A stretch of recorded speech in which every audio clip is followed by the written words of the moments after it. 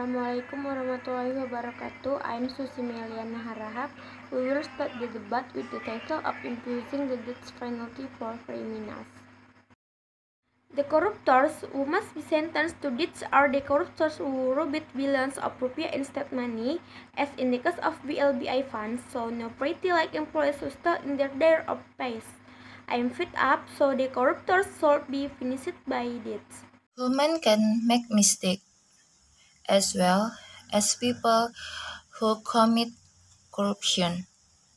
In our opinion, the death penalty will not immediately solve the problem. One fundamental question for lawmakers in Indonesia is, in fact, what makes them not brave enough to sentence the corruptor to death? Could it be that they themselves want to be corruptor and are afraid of being finished by death? A very interesting question. So, what is the correct punishment for the corruption that can make them deserve and ribbon for not corruption anymore? I challenge your mix. Try to find just one punishment that can make the corruption give up and be afraid to steal people's money again.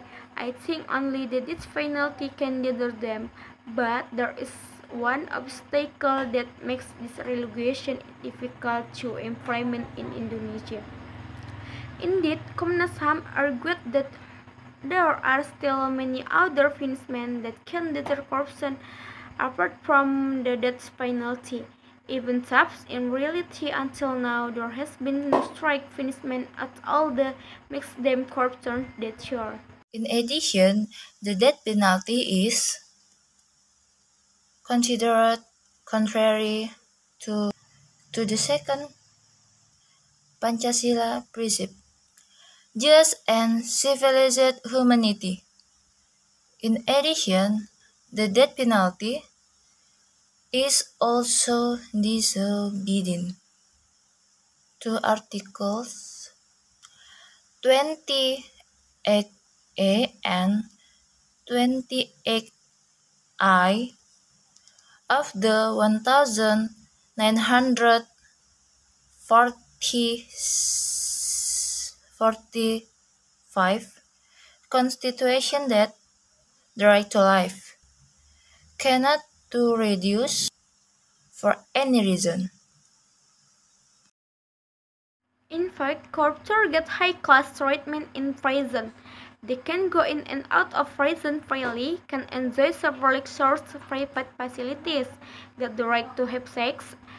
Mathematically, if is logical with some reason, there is a possibility that they are human rights defenders, afraid of executing corruptors. Because the assumption of one corruption, if it is true that they are free from corruption, why are they human rights defenders upright? I cannot accept the reason if only the right to life is considered. Imagine how many millions poor Indonesia people starve every day and die as a result of they got nothing security money from the state because corruptors have misses their money. How many people are sick without being straight? How many people are affected by starvation and many more as a result of corruption? Does not violate human rights. In fact, the human rights of many people, if asked why the death penalty, it is better to kill one soul that harm millions of people to visit it without regard to for the benefit of the people at large. Better to kill in forest corruption directly than kill millions of people slowly. The threat of the death penalty is mostly the reason for revenge against criminals who have murdered sadistically. The death penalty has failed to provide because based on the fact that corruption is still rampant and difficult to eradicate even though there is a death penalty. Therefore, therefore, capital punishment is not very effective. Conclusion: after all, corruptors are human beings who also have human rights, the right to life. Indeed, corruptors make mistakes that harm many people, but everyone makes mistakes and everyone can fix them. Humans can make mistakes as well as people who can commit corruption. In our opinion, the death penalty will not immediately solve the problem. Human rights are against the death penalty even for big corruptors. They argue that the penalty is against human rights.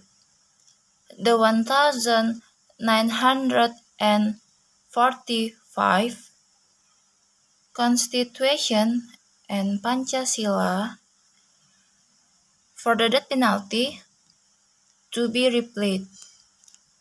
The reason is that the abolition of the death penalty has become an international movement.